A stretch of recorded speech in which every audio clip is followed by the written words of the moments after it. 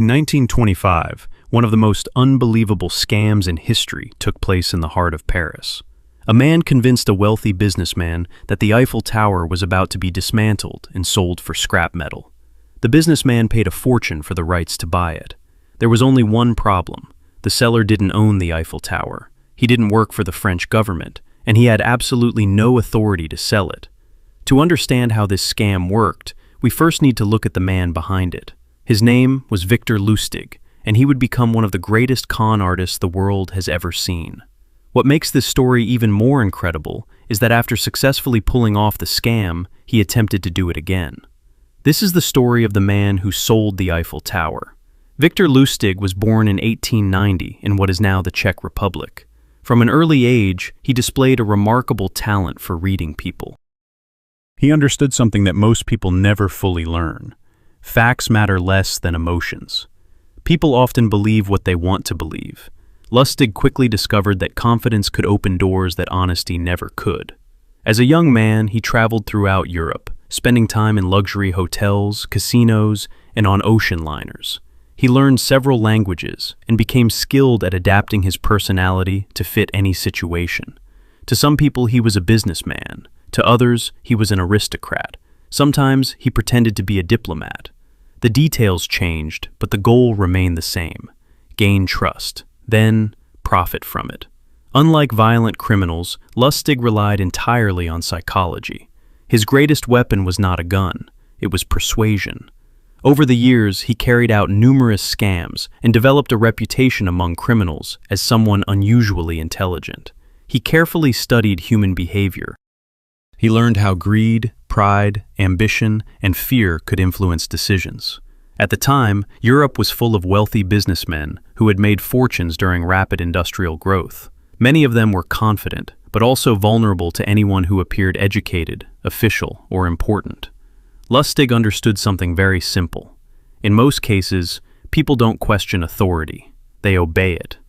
Eventually, these skills would help him create one of the boldest scams ever attempted. But first, he needed the perfect opportunity, and that opportunity arrived in Paris. What made this idea so powerful was that the Eiffel Tower was not always seen as a masterpiece. At the time, many Parisians considered it temporary and even unnecessary. There had already been discussions in the past about dismantling it once its original purpose had been fulfilled. In the mid-1920s, the Eiffel Tower was not universally loved. Today, it is one of the most famous landmarks on Earth. Millions of tourists visit it every year, but at the time, many Parisians considered it an expensive eyesore. Newspapers regularly discussed the high maintenance costs required to keep the structure standing. Victor Lustig read these articles carefully. One particular report caught his attention. The article discussed the enormous expenses involved in maintaining the tower. For most readers, it was just another news story. For Lustig, it was inspiration. A dangerous idea began forming in his mind. What if he convinced someone that the government planned to dismantle the Eiffel Tower? What if he could sell the metal? The idea sounded absurd, which was exactly why it might work. Most scams are small. Lustig understood that truly great scams often seem too outrageous to question. People assume nobody would dare attempt them. That assumption would become his greatest advantage. Once Victor Lustig had his idea, he moved quickly. A scam of this scale required careful planning. He couldn't simply walk into a businessman's office and claim he was selling the Eiffel Tower. He needed credibility, he needed authority, and most importantly, he needed victims who were wealthy enough to afford such a purchase. Lustig rented an office and prepared forged government documents. The papers appeared official and carried the kind of language that only government officials seemed to use. Every detail was designed to look authentic. Then he identified several large scrap metal dealers in Paris. These businessmen were experienced in buying and selling metal. If the Eiffel Tower were ever dismantled, they would naturally be interested. Lustig sent each of them a formal invitation. The letters claimed that they had been selected for a confidential government meeting regarding a matter of national importance. The invitations stressed secrecy. This was no accident. Secrecy creates exclusivity, and exclusivity creates desire. The businessmen were intrigued, but none of them realized how far the deception would go. Why had they been chosen? What opportunity awaited them? Exactly as Lustig had hoped, they accepted the invitation. The meeting took place in one of Paris's most luxurious hotels. The setting itself was part of the scam. People often judge legitimacy by appearances. A government official meeting wealthy businessmen in an elegant hotel seemed perfectly reasonable. Lustig introduced himself as a high-ranking representative of the French government. He spoke confidently. He dressed impeccably. He behaved exactly as people expected an important official to behave. Then he revealed the shocking news. The Eiffel Tower, he explained, had become too expensive to maintain. According to his story, the government had secretly decided to dismantle it and sell it as scrap metal. Because the decision was politically sensitive, the public had not yet been informed. The businessmen listened carefully. At first, some were skeptical, but the story seemed plausible.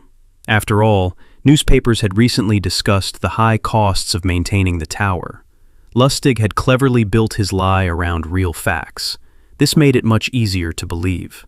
The businessmen were then taken on a private tour near the Eiffel Tower. As they stood beneath the enormous structure, Lustig continued his performance. He discussed logistics, he discussed contracts, he discussed transportation costs. Every answer seemed professional. Every detail reinforced the illusion. Slowly, suspicion began to disappear. What the businessmen didn't realize was that the entire environment was part of the scam. Luxury hotels, formal clothing, and confident speech all work together to create one thing: trust without verification. The more professional something looks, the less people tend to question it. Among the businessmen was a man named André Poisson. Poisson was successful, but he was not one of the most powerful scrap dealers in Paris. He wanted recognition. He wanted to prove himself. Victor Lustig noticed this immediately. One of his greatest talents was identifying insecurity. Poisson seemed eager to join the ranks of elite businessmen, and that made him vulnerable. Lustig arranged a private meeting with him. During this conversation, Lustig introduced another layer to the scam. He hinted that government officials were often underpaid.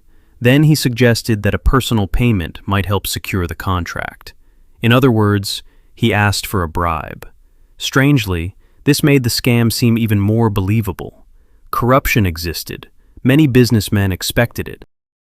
To Poisson, the request felt authentic. If this were truly a secret government deal, perhaps a bribe was simply part of the process. Instead of raising suspicion, it increased trust. Soon afterward, Poisson agreed to the deal. He paid a large amount of money, and just like that, he believed he had purchased the Eiffel Tower. This is exactly how many real scams succeed, not through force, but through self-deception. This is one of the most important psychological patterns in fraud. Scammers rarely target the smartest or richest individuals. They target people who are ambitious enough to take risks, but insecure enough to seek validation. The moment the money changed hands, Victor Lustig knew he had succeeded. He wasted no time. He collected the funds and immediately left France. By the time Poisson realized he had been deceived, Lustig was already gone. But something unexpected happened. Poisson was embarrassed, extremely embarrassed. Imagine explaining to your friends, your family, and the police that you had paid someone for the Eiffel Tower. The story sounded ridiculous. Poisson feared public humiliation. As a result, he did not immediately report the crime. This was exactly what Lustig had been counting on.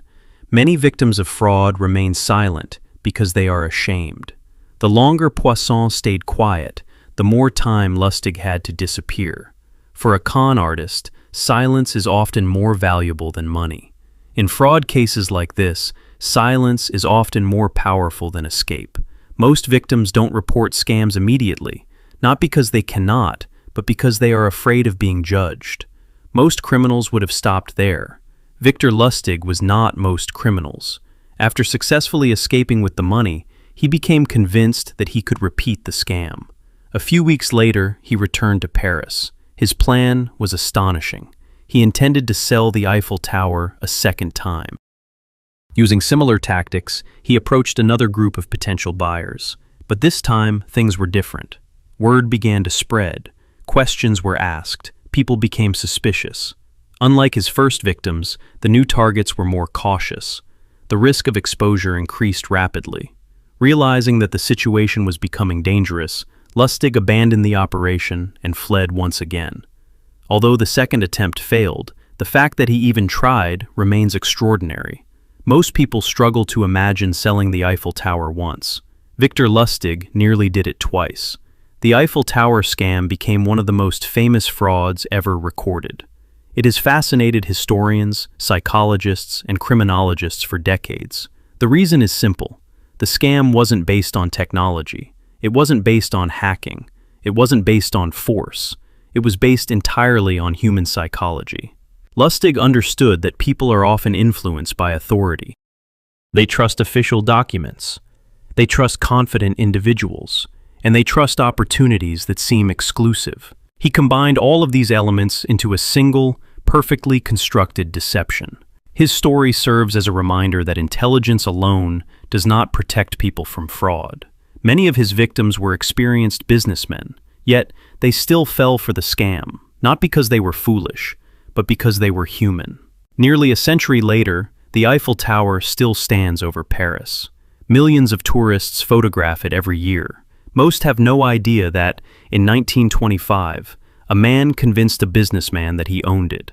Victor Lustig never possessed the tower. He never had any legal rights to it. Yet for a brief moment, through confidence, planning, and psychological manipulation, he made someone believe he did. And that is why, more than a century later, this remains one of the most unbelievable scams ever pulled off, without a single act of violence.